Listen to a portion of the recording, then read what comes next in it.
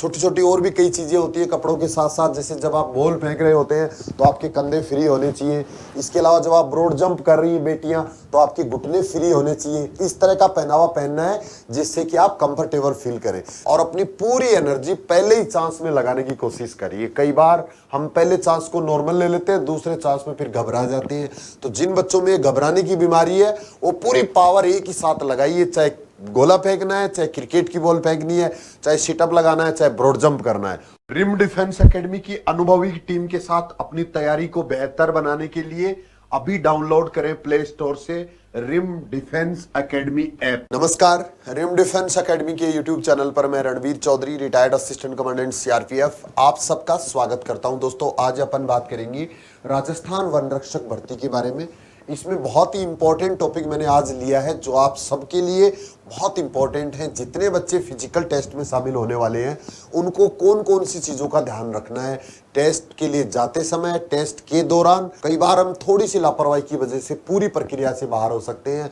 तो फिजिकल बहुत ही इंपॉर्टेंट है। आपने कितनी मेहनत रिटर्न एग्जाम में किया है, उसके बाद आपको ये मौका मिला और सबने लगभग तैयारी भी काफ़ी कर रखी है। तो अब छोटी छोटी चीज़ों की लापरवाही की वजह से हम कहीं बाहर नहीं हो जाए, कहीं हमें असफल नहीं होना पड़े। और पूरे राजस्थान में जो सबसे ज़्यादा प्यार और सम्मान आपने जो दिया है इस एकेडमी को, जो रिस्पॉन्स आपकी तरफ से मुझे मिला है, उसकी वजह से मेरी भी पूरी जिम्मेवारी बन जाती है कि हजारों की संख्या में आप इतना विश्वास कर रहे हो रिम डिफेंस एकेडमी पर मेरे ऊपर। तो आज आपको वो छोटी छोटी चीज़ें और समझा देता हूँ लास्ट में। तैयारी आपकी बहुत अच्छी है, बट ये चीज़ें आप और थोड़ा सा देख लीजिए जिससे आपकी तैयारी में कॉन्फिडेंस आए और एक भी मेरे बच्चे को निराश नहीं होना पड़े फिजिकल की वजह से। तो सबसे पहले तो टेस्ट के लिए यात्रा के समय लापरवाही ना बरते। आपका जिस दिन फिजिकल शुरू होना है उस दिन सुबह आपको 5 बजे या 6 बजे रिपोर्ट करना है। कम से कम 1 घंटे पहले आप वहां पहुंच जाइए।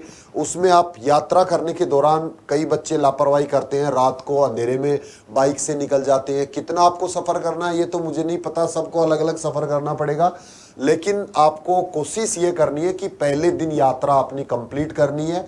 वहाँ जाके गर्मी का टाइम है, कोई असुविधा नहीं होगी।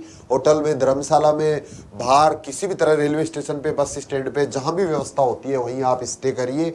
सुबह यात्रा करने की या रात को यात्रा करने की लापरवाही नहीं करना है। अंधेरे में लापरवाही कई तरह की होती है। हर बार एग्जाम के दौरान हम सुनते हैं, देखते हैं, छत पर यात्रा की, ट्रेन के ऊपर, कई बार गाड़ी से यात्रा की, रात को नींद आ गई, कई बार बाइक से यात्रा की। तो वो लापरवाही आपको, छोटी छोटी लापरवाही नहीं करनी है। बहुत इंपॉर्टेंट है आप अपने परिवार के लिए, अपने लिए, अपने देश के लिए, समाज के लिए। तो अपने आप को सेफ रखिए। सबसे पहले यात्रा के दौरान लापरवाही नहीं करनी है। इसके बाद पहले दिन खाने पीने का जरूर ध्यान रखिए। गर्मी का टाइम है, बाहर की चीज़ें खाने से बचिए। किसी के बताए अनुसार कुछ भी मत खाइए, क्योंकि थोड़ी सी हमारी लापरवाही है खाने पीने वाली, उससे पेट में दर्द हो सकता है, उल्टी दस्त हो सकते हैं, बुखार वगैरह हो सकता है और किसी प्रकार की दिक्कत हो सकती है। तो उनसे आपको जरूर बचना है। अपने खाने पीने का विशेष ध्यान रखना। अपना खुद का खाना आप साथ में घर से लेके जा सकते हैं, वो आप खा सकते हैं। वैसे ये फिजिकल जो इवेंट है वो बहुत ही आसान इवेंट है। इनमें आपके खाने पीने का कोई बहुत बड़ा रोल नहीं है, इसलिए आप खाते पीते भी रहिए। सुबह भी आप अपने बैग में खाने पीने का सामान रखिए, पानी, जूस वगैरह साथ में रखिए, बिस्किट, नमकीन, जो भी आप खाना चाहते हैं वो चीज़ें आप खा पी के भी आराम से टेस्ट में शामिल हो सकते हैं। क्योंकि ऐसा कोई इवेंट नहीं है जिससे कि आपको उल्टी हो सकती है, खाया हुआ आपका बाहर आ सकता है, ऐसा कुछ भी नहीं है। तो ये चीज़ आपको विशेष ध्यान रखनी है। इसके बाद किसी प्रकार की शक्तिवर्धक दवाई और पेय पदार्थ काम में नहीं लेना है। ये चीज़ बहुत बार कई लोग YouTube पे भी बता देते हैं, कई आपके साथी भी बता सकते हैं, कोई पुराने बच्चे भी आपको ये राय दे सकते हैं कि आप शक्तिवर्धक टैबलेट ले सकते हो, इंजेक्शन लगवा सकते हो, दवाई ले सकते हो। मैं हाथ जोड़कर आप सबसे विनती करता हूँ कि आप इस तरह की किसी भी चीज़ में शामिल नहीं हो। इनसे कोई फ़र्क नहीं पड़ता है, सिर्फ लूटने के लिए बेवकूफ़ बनाने वाली बातें होती हैं सारी, कि ये पी के आप अगर फिजिकल देते हो तो आपकी स्टेमिना बढ़ जाएगी। ऐसा कुछ भी नहीं होता है। सबसे बड़ी पावर आदमी के माइंड की होती है और इंसान की खुद की पावर सबसे बेहतर है। ये सारी चीज़ें गलत हैं और इनसे कई बार नुकसान बहुत ज़्यादा हुआ है। 10-11 साल का मेरा जो कैरियर है ये, जिसका मुझे अनुभव है, उसमें मैंने कई बार ऐसा देखा है, सुना है, जिसमें बच्चों ने लापरवाही की है यहाँ इस तरह की, और जिनका पहले से अच्छा हो रहा होता है वो भी कोशिश करता है कि मैं भी कुछ ऐसा ले लूं कि मैं भी आराम से और अच्छे कंफर्टेबल कर पाऊं। तो बेटा इसमें फिजिकल के कोई मार्क्स नहीं है, आपको सिर्फ क्वालिफाई करना है। तो क्वालिफाई आप अपनी तैयारी के दम पे आराम से कर सकते हैं। उसके लिए आपको किसी भी प्रकार के ये चीजें यूज करने की जरूरत नहीं है। इनसे नुकसान हो सकता है और उस नुकसान का फिर आपको हमेशा पछतावा रहेगा। तो ये मेरी रिक्वेस्ट मान के आप इस तरह की कोई भी चीजें नहीं लें। इसके बाद अपनी पोशाक और जूतों का विशेष ध्यान रखिए। गर्मी के अनुसार आप कपड़े पहनिए जिससे पसीना आके डिहाइड्रेशन होके इस तरह से नहीं हो जाए, क्योंकि पैदल चलना है। 25 किलोमीटर और 16 किलोमीटर लंबी दूरी होती है। बहुत गर्मी रहेगी। सुबह शुरुआत होते होते 7 बज जाएंगे। 7 बजे गर्मी धूप शुरू हो जाती है। उसके बाद में 3 घंटे पैदल चलना है। तो उसके अनुसार आपको अपने कपड़ों का ध्यान रखना है। छोटी छोटी और भी कई चीज़ें होती है कपड़ों के साथ साथ, जैसे जब आप बॉल फेंक रहे होते हैं तो आपके कंधे फ्री होने चाहिए।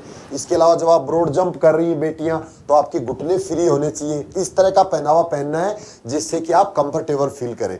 और साथ में जो एक चीज़ और दी हुई है कि आपको जूतों का विशेष ध्यान रखना है। आप जिन जूतों के साथ आप प्रैक्टिस कर रहे हो उन्हीं जूतों को पहनिए। किसी भी सूरत में नंगे पांव पैदल चाल नहीं करना है, चाहे ग्राउंड है चाहे रोड है। जूते जरूर पहन के चलिए, नहीं तो छाले हो जाएंगे और उसके बाद आपका चलना मुश्किल हो जाएगा। नया जूता नहीं पहनना है। कई बच्चे ये सोचते हैं कि ये मेरा जूता पुराना हो गया, जूता फट गया, जूता नीचे से घिस गया तो मैं दूसरा जूता चेंज कर लेता हूं। तो ऐसा लापरवाही बिल्कुल नहीं करनी है। जिन जूतों के साथ आपने प्रैक्टिस की है वही जूते आपको पहनने हैं, चाहे वो फट जाए, चाहे वो पुराने हो जाएं, चाहे वो घिस जाए। और जो इवेंट बिना जूतों के किए जाने वाले हैं वो बिना जूतों के भी आप कर सकते हैं। जैसे ब्रॉड जंप आप बिना जूतों के भी कर सकते हैं। कोई रूल नहीं होता है, कोई नियम नहीं होता है इस तरह का। फिजिकल के समय दिए गए दिशा निर्देशों को ध्यान से सुने, समझे और पालना करें। ये बहुत इंपॉर्टेंट पॉइंट है। मैंने हर चीज़ बता दी, पहले वाले वीडियोज में मैंने हर चीज़ बताई है। इंस्ट्रक्शंस के बारे में भी आपको बताया कि सीटअप में क्या क्या इंस्ट्रक्शन होते हैं, ब्रॉड जंप में क्या इंस्ट्रक्शन होते हैं, पैदल चाल में क्या इंस्ट्रक्शन होते हैं, दौड़ सकते हैं नहीं दौड़ सकते हैं, पैदल चल सकते हैं नहीं चल सकते हैं। ये वीडियोज में तो मैंने भी बताए हैं और भी आपने कई जगह से देखे होंगे, सुने होंगे, लेकिन वो मान्य नहीं होंगे। वहाँ आपको जो इंस्ट्रक्शंस दिए जाएंगे, वहाँ जो आपके अधिकारी, जो ऑफिसर फिजिकल टेस्ट ऑर्गेनाइज करा रहे हैं, वो जो चीज आपको बोलेंगे उनको आपको ध्यान से सुनना है, सबसे पहले समझना है और उन्हीं की पालना करनी है। कई बार हम कई पहले वाली बातों को दिमाग में रखते हैं और लापरवाही कर देते हैं और उसकी वजह से बहुत बच्चों को बाहर भी होना पड़ सकता है। कोई नहीं सुनने वाला है, कोई अपील नहीं होती है, कोई भी, चाहे आप कुछ भी करो, बाद में रोते रहने से कोई फायदा नहीं होता है। तो वहाँ जो इंस्ट्रक्शंस जो बताए जाते हैं उनको ध्यान से सुनना है। कोई डाउट होता है तो पूछ भी सकते हो, एक बार नहीं आप 2 बार पूछिए कि सर ऐसा कर सकते हैं क्या, ऐसा नहीं कर सकते हैं क्या, लेकिन बाद में वहाँ घबराना नहीं है।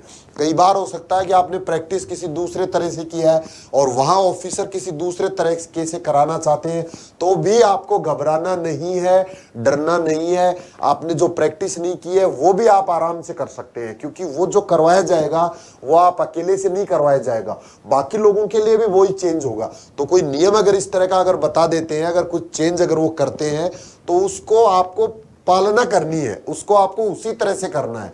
उसमें आपको परेशान नहीं होना है, क्योंकि जिसके अंदर स्टेमिना है, पावर है, जिसको तकनीकी टेक्निक जिसको पता है, माइंड से जो मजबूत है, वो बहुत आसान से फिजिकल इवेंट है किसी भी तरीके से भी वो कर सकता है।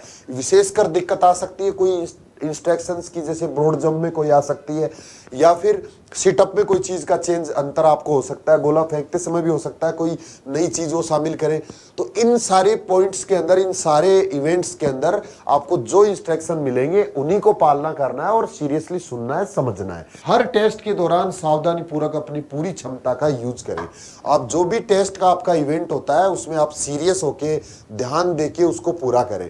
कई बार हम लापरवाही करते हैं। पिछली बार सब इंस्पेक्टर के बैच में एक बेटी ने क्या किया, गोला फेंकना था, या बहुत अच्छा तैयारी के दौरान बहुत अच्छा गोला फेंक रही थी, 18 फीट 19-20 फीट तक फेंक पा रही थी, और वहां क्या किया, एक ही चांस था, दूसरा चांस नहीं था, गोला हाथ में लिया और ध्यान नहीं दिया, थोड़ा सा अंगुलियों से लूज छोड़ दिया और गोला 10 फीट पे गिर गया।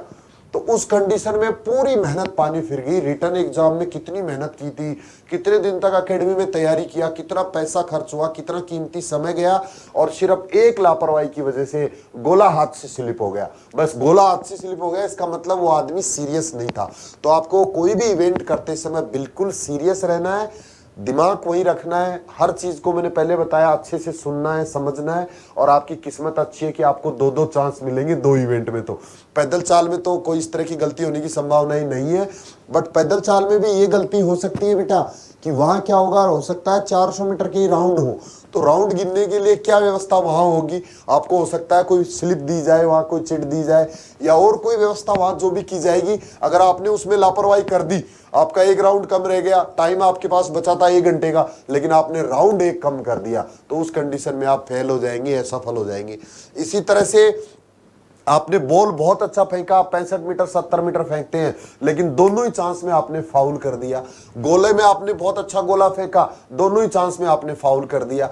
इसी तरह से छोटी छोटी और भी कई लापरवाही हो सकती है। सेटअप आप बहुत अच्छी लगा सकते हैं, 40-45 लगा सकते हैं 1 मिनट के अंदर, लेकिन आपने हो सकता है घुटना ऊपर कर दिया, पैर ऊपर उठा दिए, वो ध्यान नहीं दिया, बस जो इंस्ट्रक्शन जब बताए जा रहे थे उस समय आपने सुना नहीं, तो उस वजह से आप बाहर हो सकते हैं। तो जब भी जो भी इवेंट आप देंगे तो उसमें आप सीरियसली वहां दिमाग रखेंगे, सीरियसली उसको सुनेंगे और अपनी पूरी एनर्जी पहले ही चांस में लगाने की कोशिश करिए। कई बार हम पहले चांस को नॉर्मल ले लेते हैं, दूसरे चांस में फिर घबरा जाते हैं।